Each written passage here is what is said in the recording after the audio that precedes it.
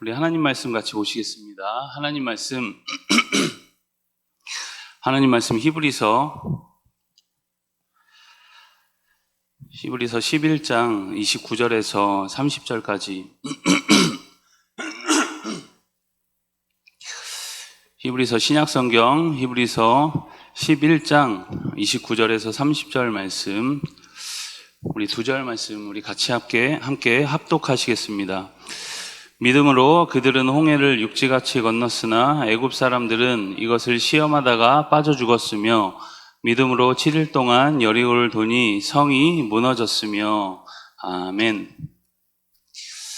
우리가 지금 히브리서를 통해서 많은 내용들을 함께 이제 나누고 접하고 있습니다. 특별히 우리가 이제 11장에 들어와서 이 믿음이라는 것이 우리 삶에 어떻게 적용이 되고 또 어떤 방식으로 이제 생동감 있게 우리 삶에서 이제 살아 숨쉬는지 이제 믿음에 대해서 구체적으로 이제 살펴보고 있습니다.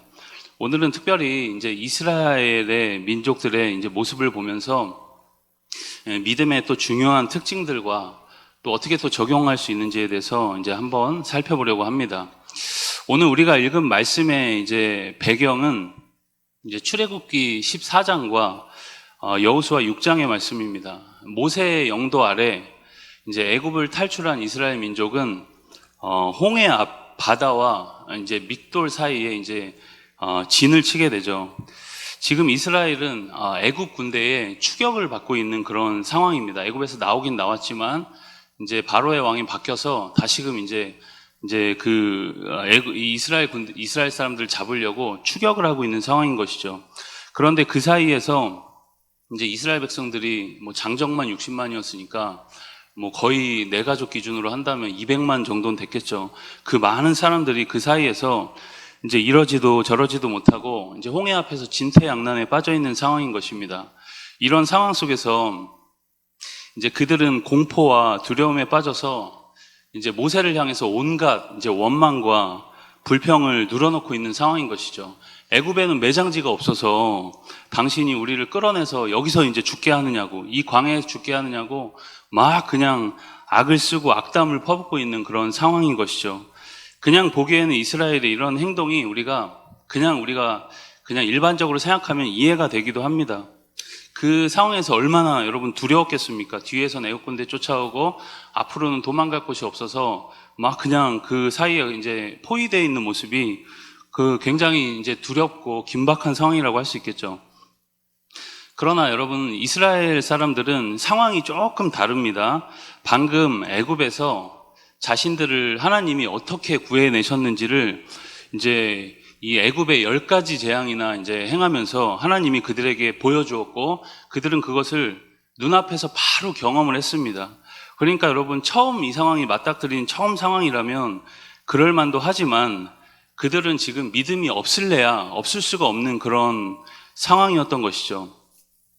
그럼에도 그들은 이제 눈앞에 닥친 두려움의 순간 앞에 이제 불신앙에 빠지는 그런 모습들을 볼 수가 있죠. 우리 출애굽기 14장 10절의 말씀을 함께 읽겠습니다. 바로가 가까이 올 때에 이스라엘 자손이 눈을 들어본즉 애굽 사람들이 자기들 뒤에 이른지라 이스라엘 자손이 심히 두려워하여 여호와께 부르짖고. 뭐라고 하고 있죠? 지금 심히 두려워했다.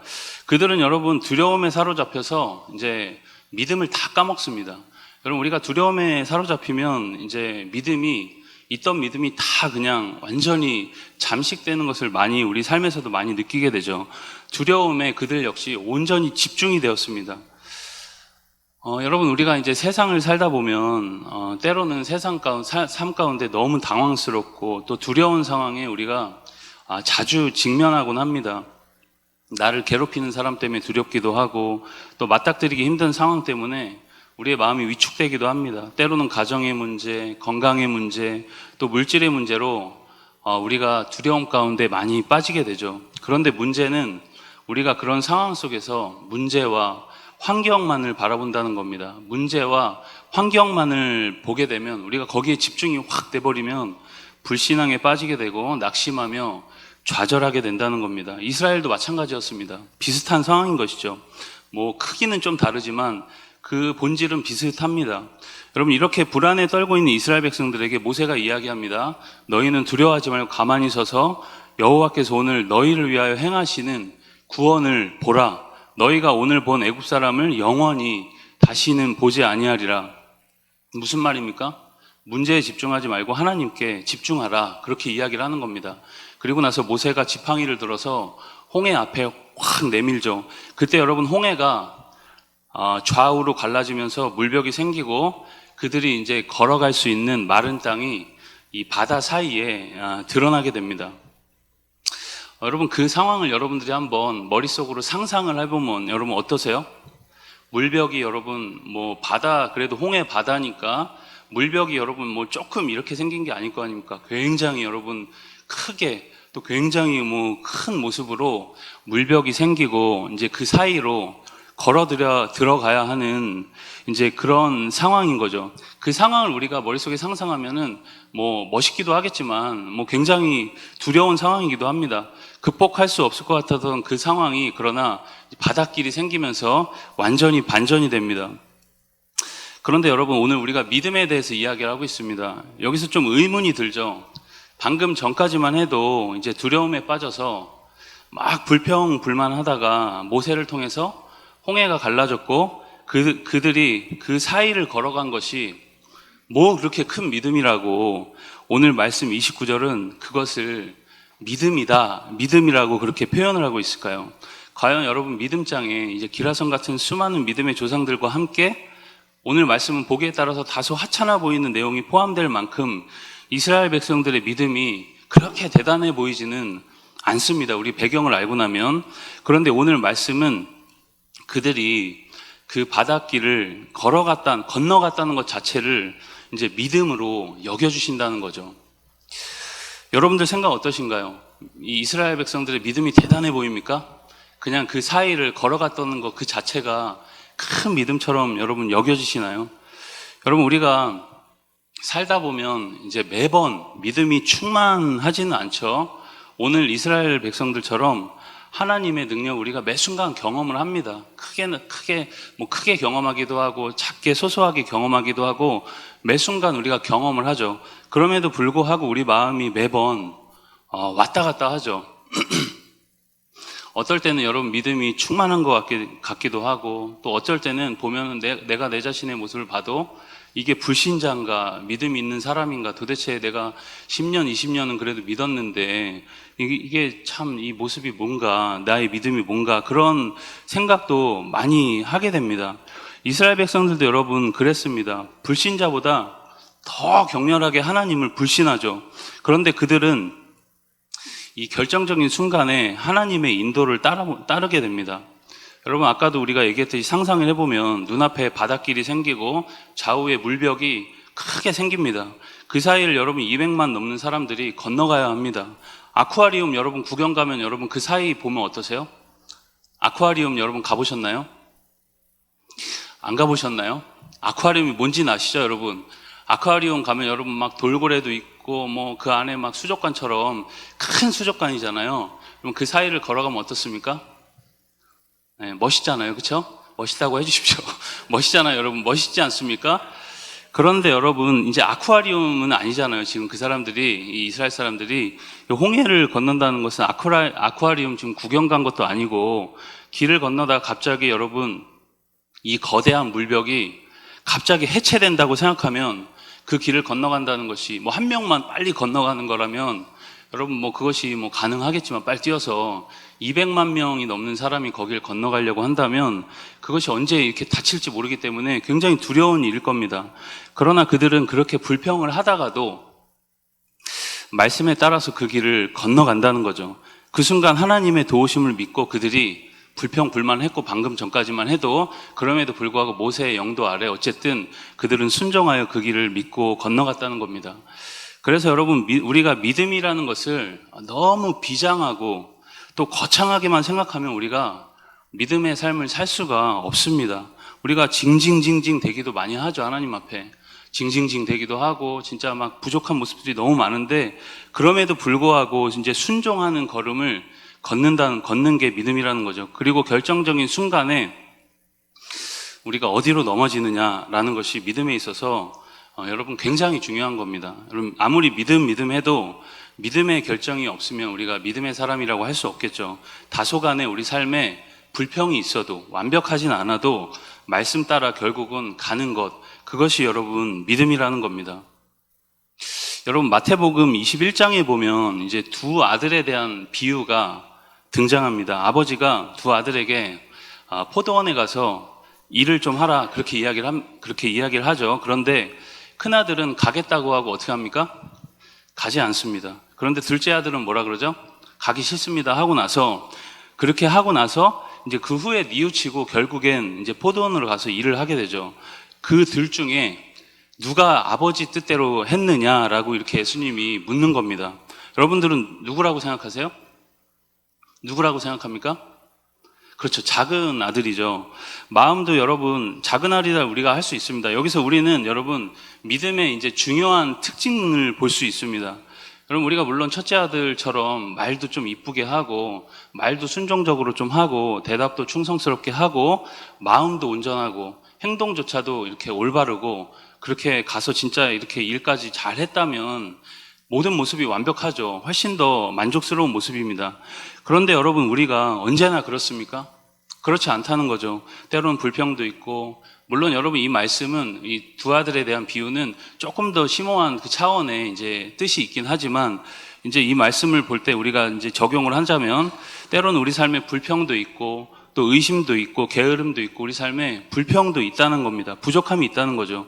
내가 봐도 여러분 내 믿음 썩 시원치가 않습니다. 우리의 믿음은 항상 여러분 어떻습니까?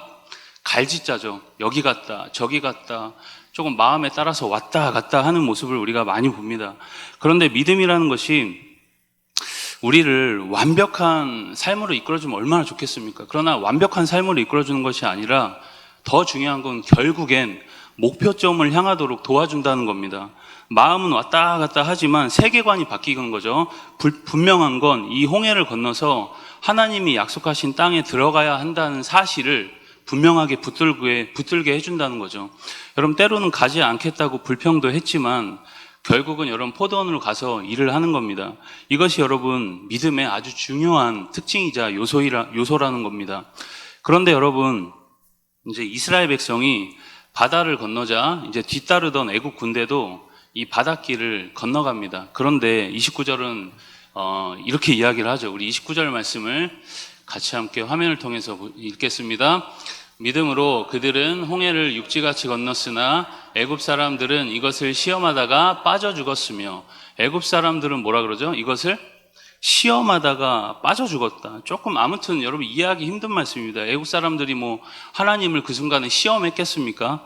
그런데 여러분 홍해를 건너가기 위해서 물벽 사이로 두 발을 옮긴 것은 이스라엘이나 애굽이나 똑같았습니다. 그런데 이스라엘은 이 사이를 걸어간 것이 믿음으로 소개가 되고 애굽 사람들은 이것을 시험했다 그렇게 표현을 하고 있습니다.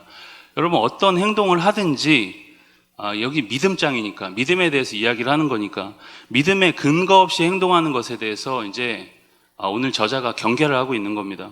애굽 사람들은 믿음 없이 이 걸음을 그냥 시험 정도로 생각하고 건너갔기 때문에 그 물에 이제 나중에 따라가다가 다 빠져 죽습니다. 우리 로마서 14장 23절 말씀도 같이 함께 읽겠습니다. 의심하고 먹는 자는 정죄되었나니 이는 믿음을 따라 하지 아니하였기 때문이라.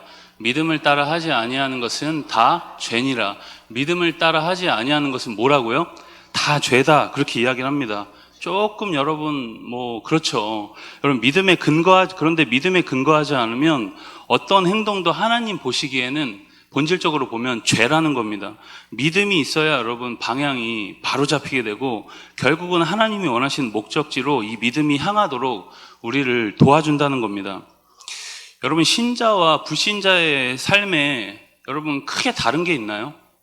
여러분들 보기엔 어떠세요? 세상 사람들하고 여러분들하고 굉장히 차이가 많이 나 보입니까? 대답을 한번 해보시죠. 어떠세요? 세상과 여러분들이 차이가 많이 나세요?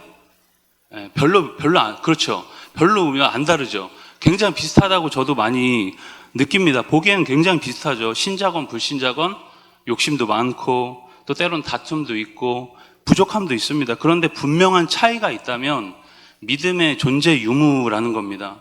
여러분, 겨자씨의 비유에서도 보면 이 겨자씨란 만한 믿음에 대해서 이야기할 때 이 겨자씨가 크냐 작냐가 중요하다기보다 있냐 없느냐가 훨씬 더 중요하다는 거죠.